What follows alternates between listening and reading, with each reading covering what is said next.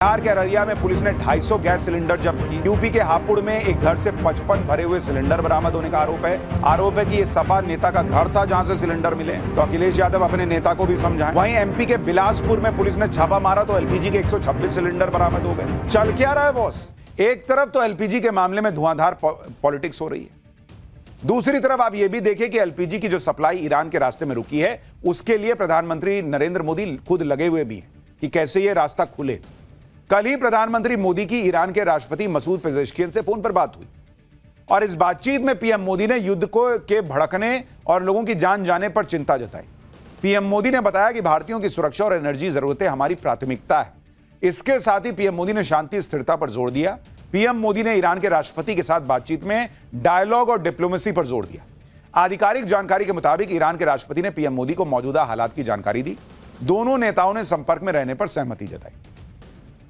यानी पीएम मोदी ने ऐसे वक्त में ईरान से बात की है जब ईरान ने 2 दिन पहले ही भारत आ रहे थाईलैंड के एक शिप को धमाके से उड़ा दिया था। अभी भी ईरान के स्ट्रेट ऑफ हॉर्मुज में तेल गैस से लदे भारत के फ्लैग लगे 28 जहाज फंसे हुए और इन जहाजों पर 700 से ज्यादा भारतीय फंसे हुए।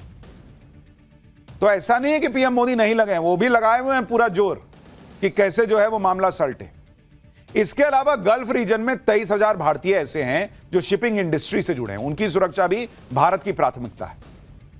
इधर पीएम मोदी ने ईरान के राष्ट्रपति से बात की। कल रात को विदेश मंत्री एस जयशंकर ने भी ईरान के विदेश मंत्री सैयद अब्बास अरागची से फोन पर बात की। युद्ध शुरू होने के बाद दोनों विदेश मंत्रियों के बीच यह चौथी बातचीत थी। इससे पहले 10 मार्च को भी दोनों विदेश मंत्रियों के बीच बातचीत हुई थी। विदेश मंत्री एस जयशंकर ने बताया कि ईरान में ब्रिक्स के मुद्दे पर बात हुई। ईरान के विदेश मंत्री की तरफ से अमेरिका और इजरायल के भीषण हमलों के बारे में जानकारी दी गई। इस डिप्लोमेसी और पीएम मोदी की बातचीत का असर भी दिखने लगा है। 24 घंटे के अंदर भारत में ईरान के राजदूत ने बहुत बड़ा बयान दिया है बॉस।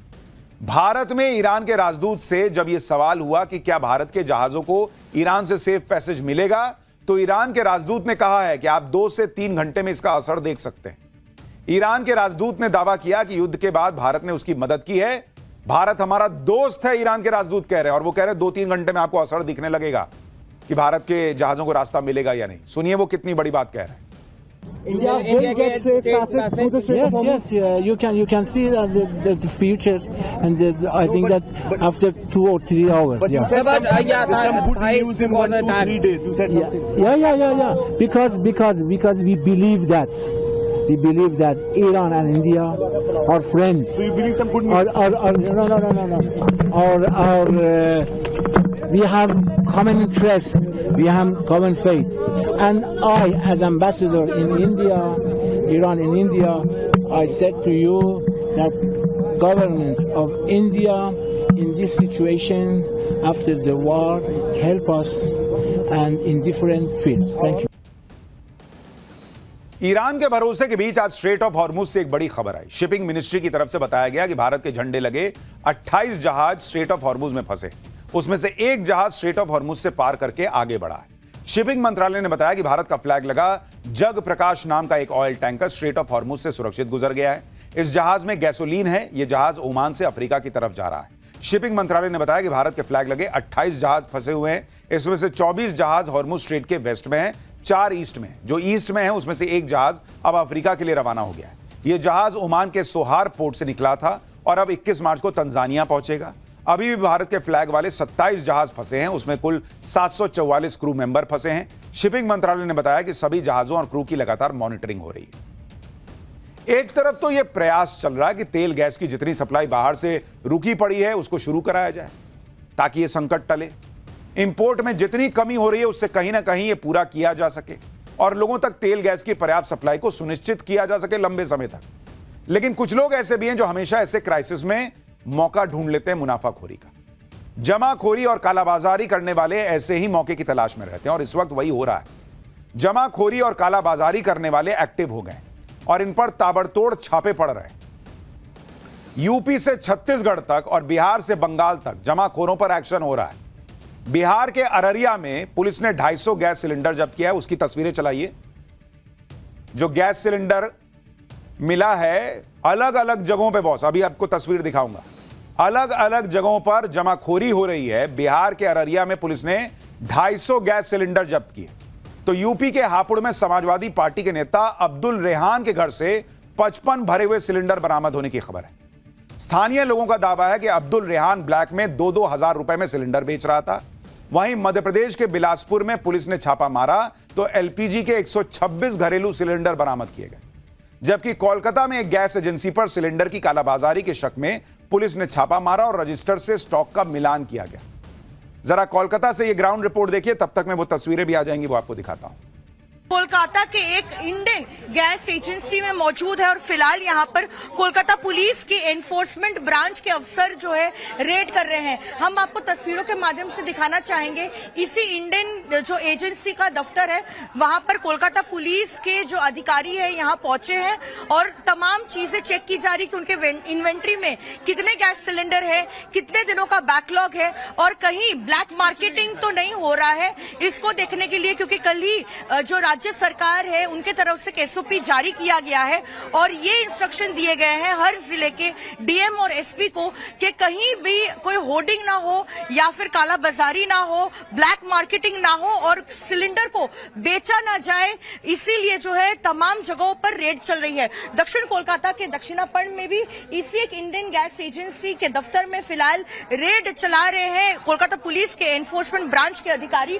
और बाहर का दृश्य देखिए, ये तमाम लोग जो है ये पता करने आए हैं कि आखिरकार कितने दिनों का बैकलॉग है और कितने दिनों में जो है मिलेगा। अगर जमाखोरी और कालाबाजारी होगी तो क्राइसिस और बढ़ता दिखेगा बॉस, क्योंकि इससे जिन्हें सिलेंडर वाकई में मिलने चाहिए वो नहीं मिल पाएगा। आप देखिए कि एक तरफ तो ब्लैक मार्केट में सिलेंडर बेचने वाले पकड़े जा रहे हैं, दूसरी तरफ ऐसे लोग हैं जो सिलेंडर के लिए रो रहे हैं। सबके पास इतना पैसा नहीं होता कि ब्लैक में सिलेंडर खरीदे। आम आदमी तो गैस एजेंसी के ही भरोसे रहता है कि वहां से तय रेट पर सिलेंडर मिल जाएगा, लेकिन कहीं कहीं स्थिति ऐसी है कि सिलेंडर आसानी से नहीं मिल रहा है बॉस। और इसलिए मैं कल से कह रहा हूं कि पेट्रोलियम मंत्री जो कह रहे हैं, उनका मंत्रालय आके रोज प्रेस कॉन्फ्रेंस कर देता है, दिक्कत नहीं है, दिक्कत नहीं है। पब्लिक रो रही है भाई कई जगहों पर, उनसे जाके बात करो कैसे नहीं मिल रहा है उनको। किसी को शौक नहीं है कि घर का काम छोड़ के जाके सड़क पर खड़ा रहे घंटों घंटों। चंडीगढ़ में एक महिला दिखी जो रो रही थी। उनका कहना था कि 2 दिन से घर में खाना नहीं बना है, एजेंसी के चक्कर काट रही है, लेकिन एजेंसी वाले यहां से वहां दौड़ा रहे हैं। सुनिए वो महिला क्या बता रही है। जी क्यों रो रही हैं आप? मेरा बच्चा भूखे है 2 दिन से, तो मैं रोऊं नहीं तो क्या करूं, आप बताओ। सिलेंडर खत्म है? मैं बीपी शुगर का मरीज हूँ, मैं नहीं खाना खाती तो मेरे को चक्कर आता है, मैं क्या करूं, आप बताओ। सिलेंडर क्या कहा इन्होंने आपको अभी जब आप आए? अभी आए तो कहते हैं आपका यहाँ एजेंसी नहीं है, वहाँ वाले यहाँ भेजे, ये दे नहीं रहे, हम कहाँ जाए अभी बताओ। जो हम कह रहे हैं हमारे 12 सिलेंडर पूरा हो गया, कुछ तो सदुसन होगा, वहाँ 44 वाले कहे वहाँ एजेंसी पे जाओ आपको मिल जाएगा। यहाँ आए तो यहाँ दे नहीं रहे हैं, मेरे बच्चे भूखे हैं, हम क्या करें आप बताओ। कैसे खाना बन रहा है घर पर फिर? अभी आज मेरे घर में कुछ नहीं बना है, खाना ही नहीं बना? नहीं बना है, क्योंकि जो है 180 रुपए में छोटे सिलेंडर भरा के लाते, आज वो भी नहीं मिला। आज कहीं भी गजेरी गए, जगतपुरा गए, कहीं नहीं भराया। और इसलिए मैं बार बार कह रहा हूं, सबको एक तराजू में तोल देना कि पैनिक बाइंग है, पैनिक बाइंग है, कोई दिक्कत नहीं है, कोई दिक्कत नहीं है, वो सल्यूशन नहीं है बॉस। ऑलमोस्ट 9-10 करोड़ परिवार होंगे जिनके पास 2 सिलेंडर है। बाकी के जो हैं जिनके पास मान लीजिए एक सिलेंडर है, खत्म हो गया, क्या करेंगे वो महिला कह ना रही है कि मेरे पास कुछ नहीं है घर में बनाने के लिए। वो पैनिक बाइंग नहीं करेगी तो क्या करेगी? जिन लोगों को सिलेंडर नहीं मिल रहा, जो लोग लाइनों में लगे हैं, वो भन्ना रहे हैं। उनका पारा ऐसा चढ़ रहा है कि महाराष्ट्र के धुले में तो पब्लिक ने एक पुलिस वाले को पीट दिया बॉस। आरोप है कि यह पुलिस वाला अपनी वर्दी की धौंस दिखाकर गैस एजेंसी में घुस गया और जबरन सिलेंडर ले जाने लगा, जिसके बाद लोगों ने उसकी क्या हालत की आप देखिए, कैसी स्थिति बन गई।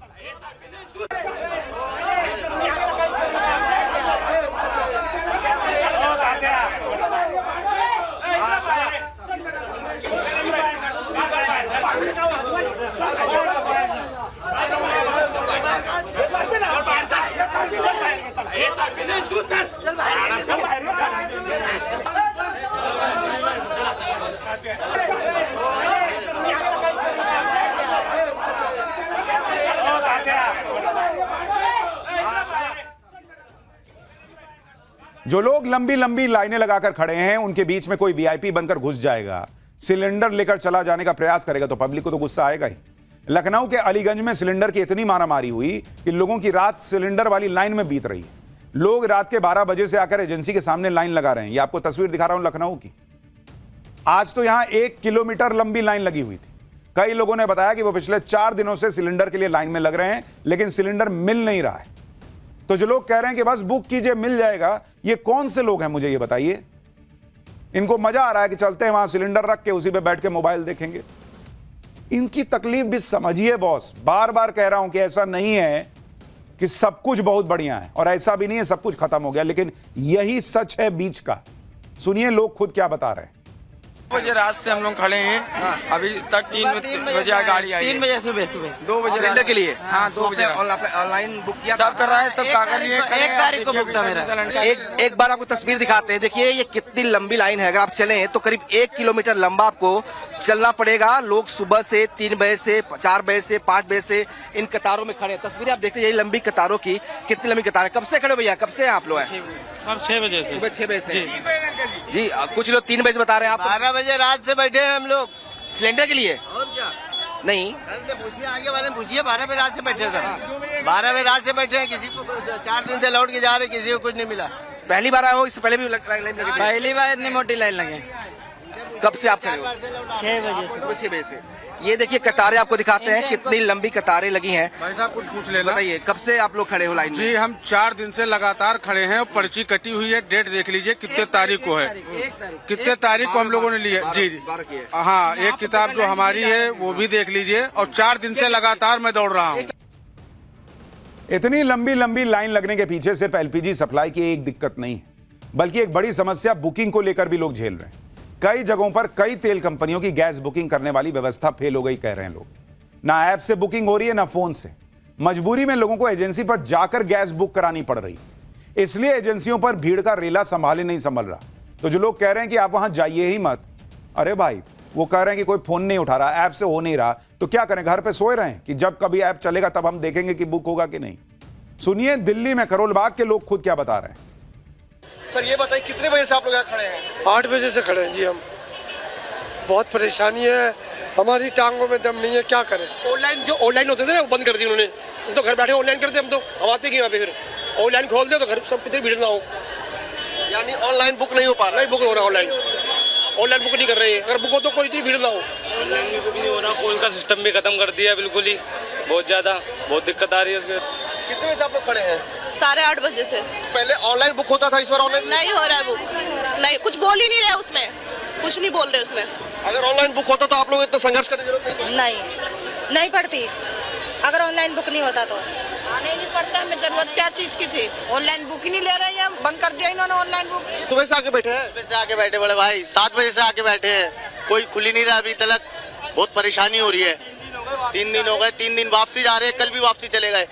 अरे माल नहीं है, माल आएगा बाद में आना। 3 दिन हो गए भाई आप लोग 3 दिन से आ रहे हैं? जी साहब 3 दिन से आ रहे हैं और वापस डेली ऐसे चले जा रहे हैं? वापसी ऐसे आ रहे हैं, कह रहे गाड़ी नहीं आई है, अभी माल ही नहीं है। गाजियाबाद के साहिबाबाद इलाके में तो लोगों का सब्र जवाब दे गया। गैस एजेंसी के बाहर सुबह 4 बजे से लाइन लगाकर खड़े लोग दरवाजे को धक्का मारकर अंदर चले गए।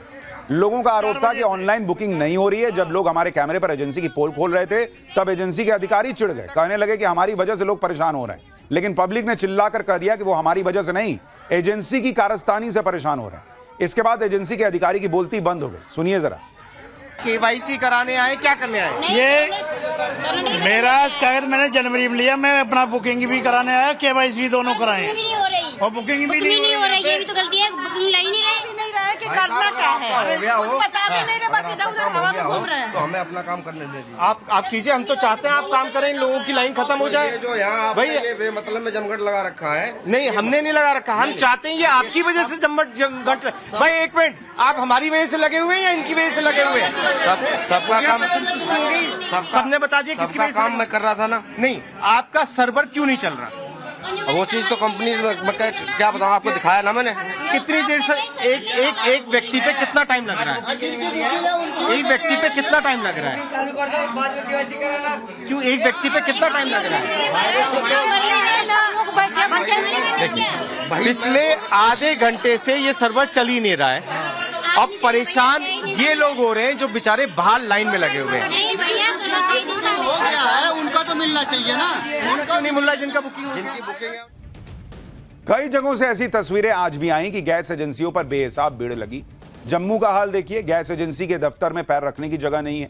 यहां भी वही समस्या, ऑनलाइन बुकिंग नहीं हो रही, इसलिए लोगों को भागकर एजेंसी तक जाना पड़ रहा है। लोगों की इस परेशानी के बीच कुछ लोग ऐसे हैं जो सिलेंडर की जमाखोरी, कालाबाजारी कर रहे हैं। बिहार के अररिया में पुलिस ने 250 गैस सिलेंडर जब्त किए। यूपी के हापुड़ में एक घर से 55 भरे हुए सिलेंडर बरामद होने का आरोप है कि यह सपा नेता का घर था जहां से सिलेंडर मिले हैं। तो अखिलेश यादव अपने नेता को भी समझाएं। वहीं एमपी के बिलासपुर में पुलिस ने छापा मारा तो एलपीजी के 126 सिलेंडर बरामद हो गए। चल क्या रहा है बॉस? यहां लोगों को खाने के लिए दिक्कत आ सकती है और आप जमाखोरी कर रहे हो। और इसलिए मैंने कहा ना, जो नरेंद्र मोदी कह रहे हैं वो भी गलत नहीं कर रहे हैं कि कुछ लोग पैनिक फैला रहे हैं, उसमें कुछ पॉलिटिकल एजेंडा भी हो सकता है। कुछ लोग जानबूझ के मुनाफा कमाने के लिए कर रहे हैं। लेकिन बॉस, ये रोकना होगा। युद्ध की वजह से सिलेंडर को लेकर हाहाकार मचा है, मार्केट में भी गजब पैनिक है बॉस।